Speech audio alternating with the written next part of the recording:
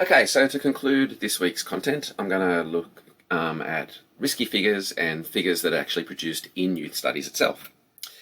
So on one hand, in the terms of the risky figure, we have this kind of at-risk young person that tends to be someone who's gone through poverty or marginalisation or experienced homelessness or crime or violence. On the other hand, we have this kind of figure of a young person as someone that's, takes too many risks and is a kind of danger to a more broader society. So the at-risk figure in particular, I think, is kind of where youth studies sprung from. It's very prominent in the media and political representations, but it also, is really important to youth studies itself and the developments within it. That's because people, and particularly youth studies, youth sector practitioners, are very keen to address many of the problems that sociology studies points out and shows that are important ways that disseminate life chances and how some people have more than others. And if you don't have the same amount of life chances, you're more likely to end up in these kind of risky positions. So this has been really important, and it's also been criticised within youth studies in some ways in terms of Kelly's work on artefacts of expertise and institutionalised mistrust. So I think that both those readings that are in the title that Peter Kelly wrote many years ago now, if you're studying to work in the youth sector, whether it's in the criminology section or social work section or human services, all these different companies and sectors that wind up helping young people and making interventions in their lives, I think the critique of this figure and the way that it can be part of that labelling process is a really important thing to consider. So I encourage students that are studying to do that kind of work to really look at that and remember this and take it on board when you're practicing in that area. Very much like labelling theory, once young people have interventions into their lives, it kind of increases that self-fulfilling risk. And the research in youth studies kind of shows this as well. The other problem is that like many of the markers of risk, as I pointed out before, seem to be like just normal markers of moving from a child to an adult for many, if not all young people, except for the very privileged. So there's a kind of what Alan France once called a risk factorology element here, that like when you're ticking boxes on a thing with risk factors, how accurate is that quantitative measurement of a young person's life actually representative of their life itself, and how does that serve to institutionalize them or not in various ways. So there's an at-risk young person, experiencing very real social problems. On the other side of this risky figure is the risk-taking youth. And this is particularly implicated, I think, in more psychological, cognitive understandings of youth. And this is one that youth studies particularly has a problem with in many ways. It's not that kind of neurological model doesn't have any benefit at all. It's for some of the kind of side effects that ends up being a result of that kind of perspective on young people.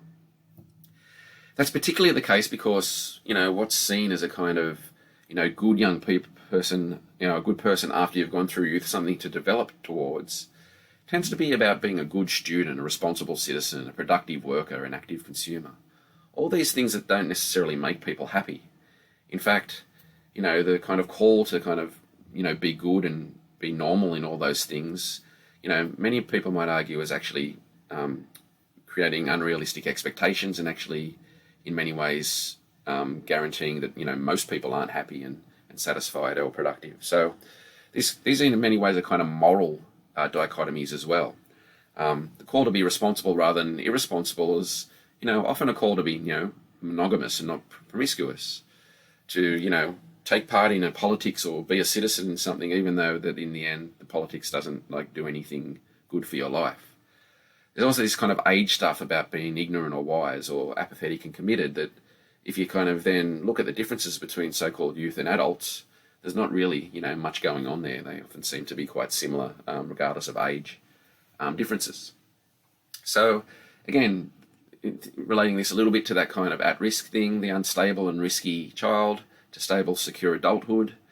There's a particular newer kind of thing about, neurological models, the kind of what Peter Kelly has also called the brain in the jar. And the critical work of this argues, in relation to what I've just been talking about, is that many of these studies seem to reinforce kind of damaging stereotypes about young people being intrinsically problematic. So again, if you're interested in that area, I suggest you seek out some of those readings and get your head around that. So kind of to sum up, the risk figures, Wynne and White wrote one of the key youth studies texts almost 20 years ago, asking him to rethink these models. But these are still two models, or two figures of young people, I should say, that really dominate much of the public perception and debates, and they also dominate much of the expertise around young people as well. In terms of youth studies as well, though, we've also produced some of our own figures of generations and a youth as class, and youth researchers' own critical creation of some figures as well. So there has been kind of some really valuable research done that kind of looks at young people as a whole, as a kind of generational group, or positions youth as a kind of class as opposed to, older people. And these studies are really important for showing how young people are born into, different times and spaces where there's different political, cultural, social, and economic circumstances. So on a very general level, that means, societies are different, at different times, and therefore young people face very different, obstacles to overcome or whatever. An example of this is certainly the house one that I've been talking about before. My parents bought a house, in the late 70s for like 25 grand, and I think they were probably earning about $10,000 between them. That kind of ratio isn't anywhere like that anymore. It's unlikely that, someone's earning nearly 50% of what a house is worth in 1 year. So, very different social circumstances that we face. But importantly, what we need to be careful with those figures is the overgeneralizations made. This particularly when you hear, millennials are this and Gen Y are that and Gen X are kind of left out of these things and baby boomers are this. There's a different usage of generations between the more engaged sociological understandings of it, kind of thinking about how the world is different at different times, and then the kind of more public versions of them that tend to kind of almost pathologize groups of young people at the same age as being the same thing, often in a kind of negative way. So it's really, I think, important to maintain vigilance over the very differences and different positions of young people within generations, and most youth studies, I think, is interested in accentuating that. On the other side of things here, young people have actually created kind of figures themselves to help understand young people's lives, a kind of way of telling their stories, I suppose. So again, I won't go into these ones in too much detail now. I've done it myself with the hipster and the bogan figure. Anita Harris's really important work around the can-do and the at-risk girl. Howie and Campbell have talked about the gorilla self as like an increasing way that young people have to kind of be entrepreneurial and on the make and, have side hustles and stuff like that. And Akane Kanai has used the figures of the best friend, the boyfriend, the hot guy, and the creep to think about the ways that young women in particular tell stories about themselves, tell stories about their relationship. And Akane's work is particularly about how that's done online and on social media platforms. These kind of figures are useful to help tell stories and help kind of make qualitative understandings of young people's lives and how they kind of relate to each other and relate to broader social structures. Okay, so to conclude, I just want to point out, an example of this that I've kind of been involved in. I've been involved in a couple of debates about conceptual things in the Journal of Youth Studies, of which I'm an associate editor. There was an earlier one about kind of class and individualization, and there's a more recent one around the idea that the political economy perspective should be more central to youth studies. I won't go into the nitty-gritty of these too much, but I think a part of this debate is that the participants in it were kind of thinking about youth and thinking about what young people are a little bit differently, so we end up kind of talking past each other a little bit. Each of the papers in this kind of debate seems to have a bit of a different conception of what they actually mean by a young person. So Kate writes a paper calling for the return of the political economy perspective, invoking the false consciousness kind of concept about the young people that he's observing.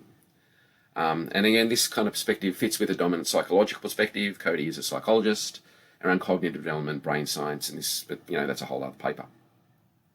Alan France and I respond saying that, false consciousness doesn't really have much use in youth studies, particularly if we want to, write from their point of view.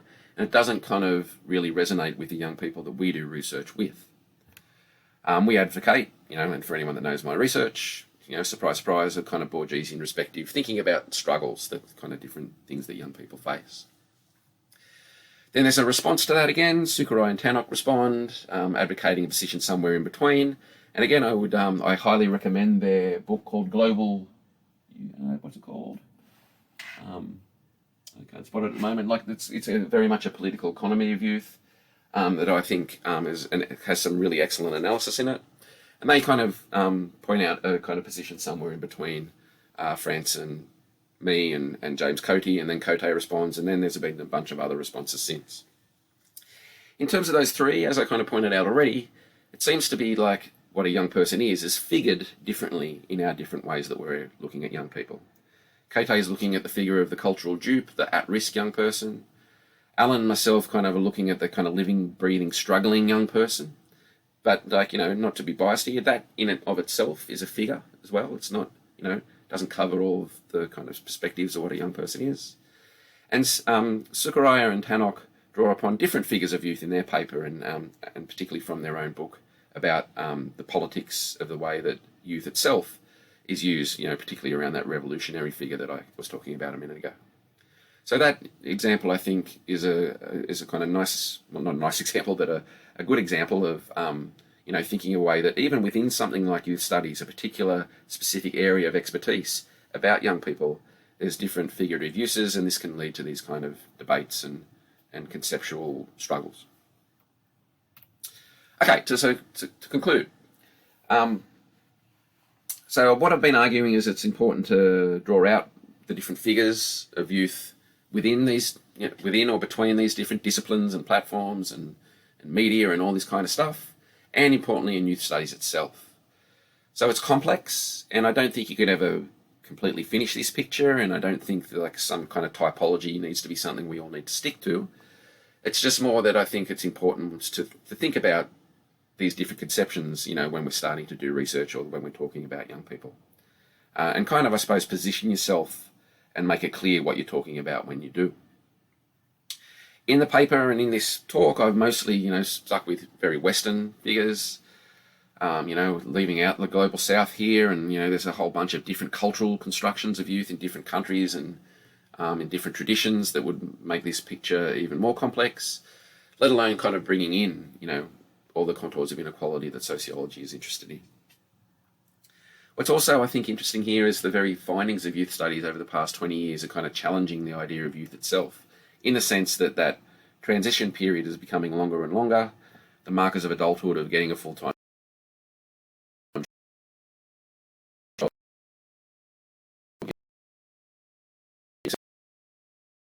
that even challenges the very figure of what an adult is. Maybe we need to have to rethink what that means. So these are the key methodological, ontological, and epistemological questions for youth studies. And I think a way of, helping us talk to each other rather than talk past ourselves. Talk to each other rather than talk past each other. Okay, I'll leave it at that. Thanks.